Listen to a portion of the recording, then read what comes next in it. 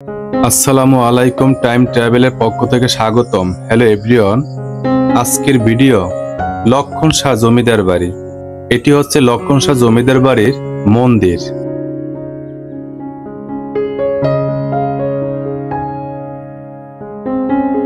প্রাসাদের সামনে গাছগাছালি রয়েছে, যার কারণে লক্ষণ শাহ জমিদার বাড়ির সৌন্দর্য ঢাকা পড়েছে। তৎকালীন ভারতবর্ষে এই এলাকাটি ছিল দেবোত্তর হিসেবে। মূলত দেবোত্তর বলতে বোঝায় ওয়াকফ জমি। ওই সময় দেবোত্তর জমি হলে জমিদারকে খাজনা দেওয়া লাগতো না। এই জমিদার বাড়িটি তৈরি করেছিলেন জমিদার লক্ষণ শাহ। মূলত তিনি ছিলেন প্রধান জমিদারের অধীনস্থ সাব জমিদার। জমিদার লক্ষণ শাহর ছিল 3 ছেলে, নিকুঞ্জ সাহা, পেরিমোহন সাহা ও বঙ্কু সাহা। বঙ্কু শাহ ভারত ভাগের সময় এখান থেকে ভারতে চলে যান, থেকে যান 2 ভাই। এটি হচ্ছে লক্ষণ শাহ জমিদারের মন্দির। এই মন্দিরের সামনের অংশ এভাবেই দেখতে। কত সুন্দর নিখুঁত কারুকাজ দিয়ে নির্মাণ করেছে এই মন্দিরটিকে।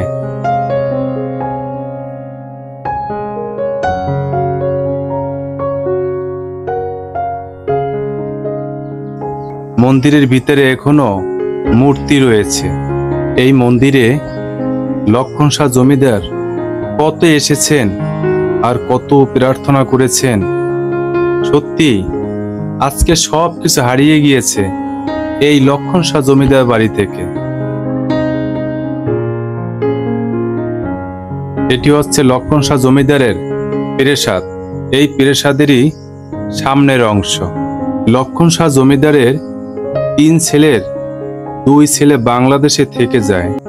তাদের মধ্যে নিকুঞ্জ সাহাও পাকিস্তান থেকে বাংলাদেশ ভাগ হয়ে যাওয়ার কিছু পূর্বে ভারত চলে যায়। থেকে যায় পেরিমোহন সাহা। লক্ষণ শাহর 3 ছেলের ভিতরে এক ছেলেই বাংলাদেশে থেকে গিয়েছিলেন। তার নাম হচ্ছে পেরিমোহন সাহা। এই পেরিমোহন সাহার ছিল এক ছেলে, তার নাম ছিল বৌদ্ধনারায়ণ সাহা। বৌদ্ধনারায়ণ সাহার কাছ থেকে এই বাড়িটি ক্রয় করেন আহমদ আলী উকিল। মূলত আহমদ আলী সাহেব একজন উকিল ছিলেন, তাই ওকলাতি পেশার সাথে সংযুক্ত ছিলেন বিদায় বর্তমানে এই জমিদার বাড়িটি উকিল বাড়ি হিসেবেই বেশ পরিচিত। কত সুন্দর করে এই প্রাসাদ নির্মাণ করেছেন।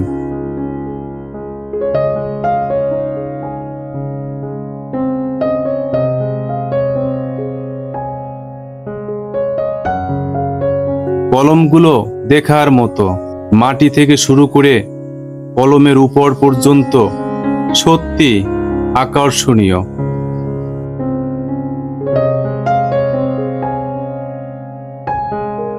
এভাবেই জানালার উপরে কত সুন্দর কারুকাজ দিয়ে এটি নির্মাণ করেছে। সত্যি দেখে মনে হয় এটি একটি রাজপ্রাসাদ। এটি বর্তমানে এই জমিদার বাড়িটি অযত্নে অবহেলায় পড়ে রয়েছে। এটি হচ্ছে পাকা সিঁড়ি। এই সিঁড়ি দিয়েই এই প্রাসাদের ভিতরে প্রবেশ করতে হয়। এটি হচ্ছে বারান্দা। এই বারান্দার চতুর্পাশেই এভাবে দরজা রয়েছে। দরজার উপরে এভাবেই সুন্দর নিখুঁত কারুকাজ রয়েছে। এটি হচ্ছে এই বারান্দার উপরের অংশ। ভীমগুলো সেই আগের মতোই রয়ে গেছে।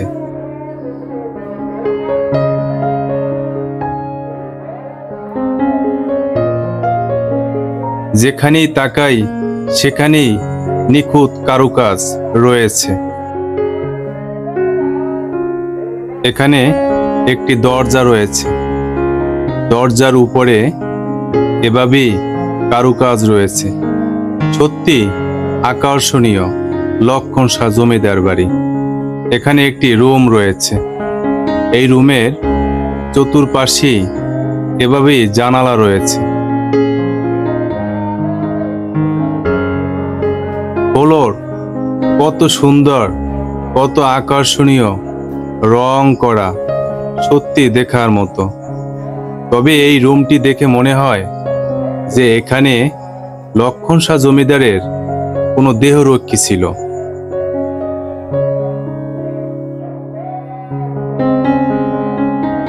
যদিও তিনি মূল জমিদারের সাব জমিদার ছিলেন, সহযোগী জমিদার ছিলেন, তারপরও যেন মনে হয় যে তার এই প্রাসাদ দেখে তিনি একজন বড় জমিদার ছিলেন।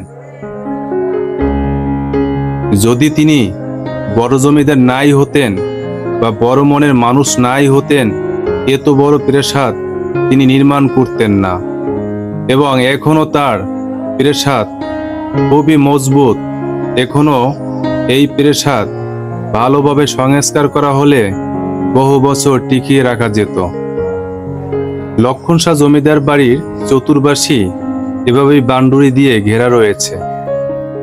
গেটের উপরের অংশ দেখতে খুবই আকর্ষণীয়, কলমগুলো পাশে খুবই প্রশস্ত, দেখেই মনে হয় সেই মুঘল আমলের। এখনো কালের সাক্ষী হয়ে আজও দাঁড়িয়ে আছে এই লক্ষণ শাহ জমিদার বাড়ি। তবে এই প্রাসাদের পাশ দিয়ে দেখা যায় অসংখ্য দরজা রয়েছে। এই প্রাসাদের উপরের দেয়ালে আগাছা হয়ে রয়েছে। কত সুন্দর করে এই প্রাসাদ নির্মাণ করেছে।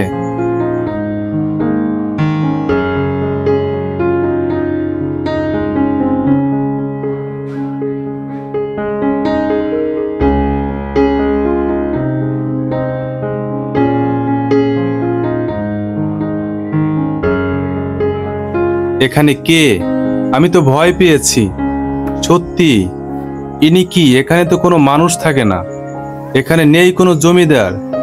তবে তিনিই কি কোনো জমিদার, না কোনো জিন ভূত? সত্যি আমি ভয় পেয়েছি। একদম নির্জন জায়গায় এই লক্ষণ শাহ জমিদার বাড়িটি, সেখানে একটি মানুষও নেই। এই নীরব জায়গায় তিনি কে? এখানে কিভাবে তিনি থাকেন জানি না। তার কি পরিচয়, তার বাড়ি কোথায়, সে কেন এখানে? আমি ভয় পেয়েছি, কারণ আমি এখানে একা এসেছি। সত্যি বাড়িটি অনেক বড়, তাই তো যে কেউই একা আসলে ভয় লাগবে। দেখি সামনের দিকে এগিয়ে যাই, কি আছে লক্ষণ শাহ জমিদার বাড়ির ভিতরে। এভাবেই পিছনে অনেক দরজা রয়েছে, পলেস্তারাও ক্ষয়ে পড়ে গেছে। এটি হচ্ছে তার প্রাসাদের পিছন দিয়ে ওঠার সিঁড়ি। কত বড় এরিয়া লক্ষণ শাহ জমিদার বাড়ির। এখানে একটি দরজা রয়েছে, ভিতরে একটি রুম আছে। দেখি রুমের ভিতরে কি আছে। এখানে দেখে মনে হয় যে এই রুমের ভিতরে কেউ একজন থাকে। তিনি কে আমি জানি না, তবে কিছুক্ষণ আগে আপনাদেরকে যাকে দেখিয়েছি হয়তোবা তিনি এখানেই থাকেন। কত বড় প্রাসাদ! এই প্রাসাদে এই মানুষটি কিভাবে একা থাকে? রাত্রে তো ভয়ের কারণ হয়ে দাঁড়ায়। জানি না, তবে উনি সম্ভবত অসুস্থ। তবে কোথায় খাবার পায়, কিভাবে খায় তাও আমি জানি না। তবে সত্যি ওই মানুষটিকে দেখে আমার অনেক কষ্ট লেগেছে। জানি না, তবে হঠাৎ যদি কেউ ওনার সামনে পড়ে যায় সত্যি ভয় লাগবেই। আমি ঠিকই ভয়ে আতঙ্কিত হয়ে গিয়েছিলাম। এটি হচ্ছে দ্বিতীয় তলায় ওঠার সিঁড়ি। দেয়ালে এভাবে একটি ছোট তাক রয়েছে। দ্বিতীয় তলার পিছনেই এভাবেই একটি খালি জায়গা রয়েছে। এখানে লক্ষণ শাহ জমিদার কত হাঁটাচলা করেছেন তার পরিবারের সকল সদস্যরা। এভাবেই পিছনে অনেক গাছগাছালি রয়েছে, নারিকেল গাছ থেকে শুরু করে তেঁতুল গাছ, সুপারি গাছ, বিভিন্ন প্রজাতির গাছ রয়েছে। তার পাশে এভাবেই দেয়াল রয়েছে। দেয়ালের ভিতরে এভাবেই ছোট ছোট ফাঁকা আছে, যা দেখতে খুবই আকর্ষণীয়। এখানেও আগাছা হয়ে রয়েছে। এক সময় কত সুন্দর এই প্রাসাদ ছিল, কত আশা করে এই লক্ষণ শাহ জমিদার এই প্রাসাদ নির্মাণ করেছে। আজ এই প্রাসাদের দেয়ালে পলেস্তারাগুলো ক্ষয়ে পড়ে গেছে, অনেক অংশই নেই, যেদিকে তাকাই সেদিকেই পলেস্তারা নেই। ইটগুলো দেখা যায়, রয়ে গেছে কত স্মৃতি। এখানে কত মানুষ উঠেছে, কত দেহরক্ষীরাও ছিল, কত পর্যারাও ছিল, কর নিয়ে এসেছে, কত নথিপত্রও ছিল। আজকে কেউই নেই, সব কিছু হারিয়ে গিয়েছে এই জমিদার বাড়ি থেকে। এটি হচ্ছে একটি দরজা, দ্বিতীয় তলার এটি হচ্ছে রুম। এই রুমের এটি হচ্ছে ফ্লোর, কত আকর্ষণীয় দেখার মতো। এভাবেই চতুর্পাশে দরজা জানালার কোনো কমতি নেই এই লক্ষণ শাহ জমিদার বাড়িতে। এই জমিদার বাড়িটি অনেক বড়, পুরো বাড়িটি দেখতে অনেক সময়ের প্রয়োজন। আপনারা যারা দর্শনার্থীরা আসবেন দূর দূরান্ত থেকে, অবশ্যই পর্যাপ্ত সময় নিয়ে আসবেন, যেন সুন্দরভাবে এই লক্ষণ শাহ জমিদার বাড়ি দেখে যেতে পারেন।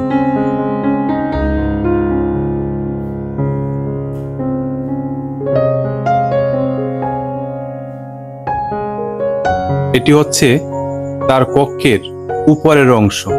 এখনো ভীমগুলো সেই আগের মতোই রয়ে গেছে, ধরেছে জং।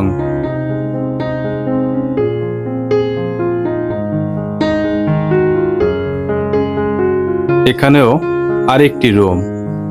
এই রুমের চতুর্পাশে এভাবেই অনেক জানালা রয়েছে।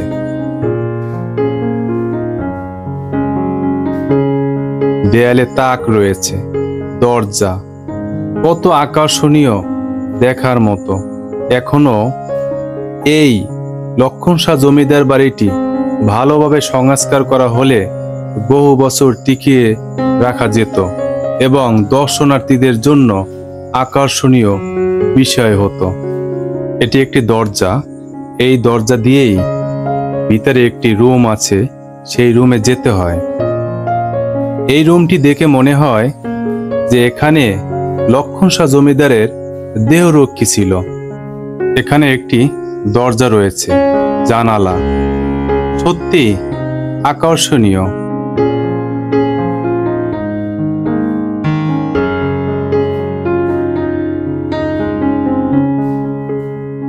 চতুর্পাশে জানালা আর জানালা, কোনো অংশেই যেন কম নেই এই লক্ষণ শাহ জমিদার বাড়িতে।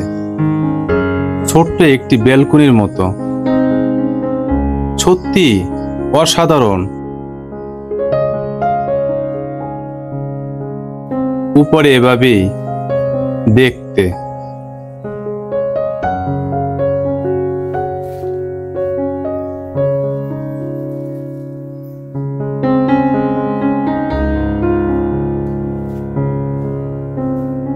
এটি হচ্ছে তার দ্বিতীয় তলার বারান্দা, অনেক বড় বারান্দা।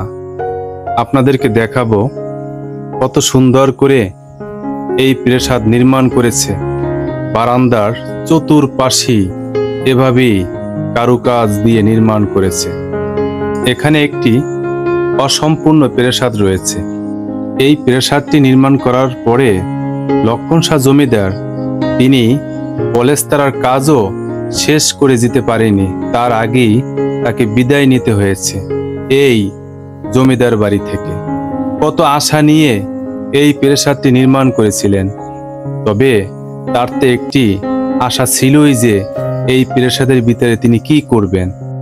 কালের বিবর্তনে সবকিছু হারিয়ে গিয়েছে এই জমিদার বাড়ি থেকে। এখানেও দেখে মনে হয় ইটগুলো খেয়ে গেছে।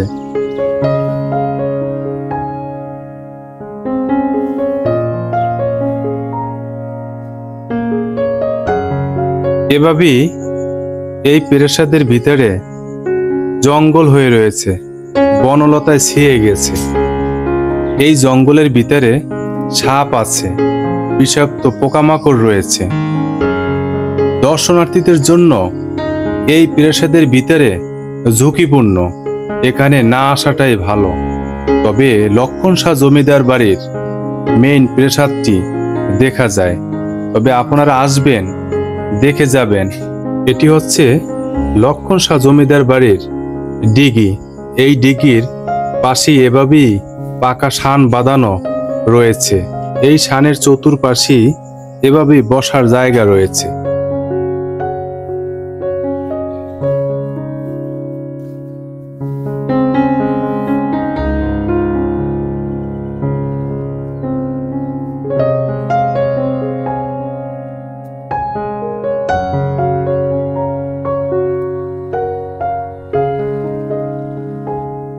এক সময় এই পুকুর কত ব্যবহার হয়েছে, এখন কালের বিবর্তনে সবকিছু হারিয়ে গিয়েছে এই জমিদার বাড়ি থেকে।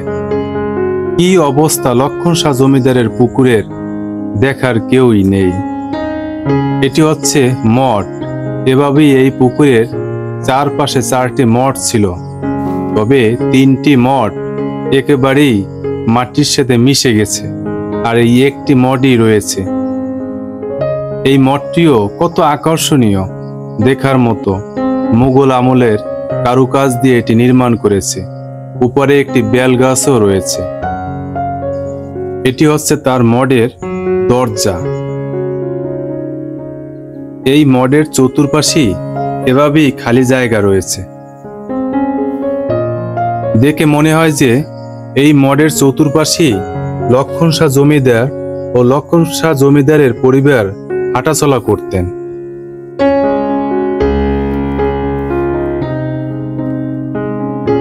এভাবেই চতুর্পাশেই দেখতে এবং আকর্ষণীয়।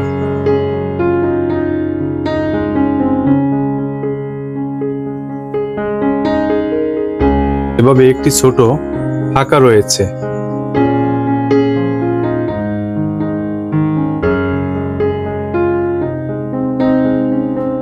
শোনা যায় যে এখানে নাকি একটি তুলসী গাছ ছিল।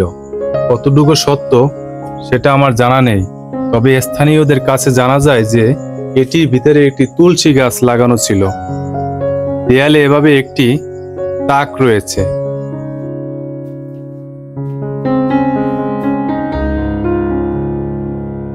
যদি এই ভিডিওটি ভালো লেগে থাকে কমেন্ট করে জানাবেন। পরবর্তীতে ভিডিও দেখার জন্য এই চ্যানেলটি সাবস্ক্রাইব করুন এবং বেল বাটনে ক্লিক করুন। আপনাদের উৎসাহ আমাকে সাহস যোগাবে।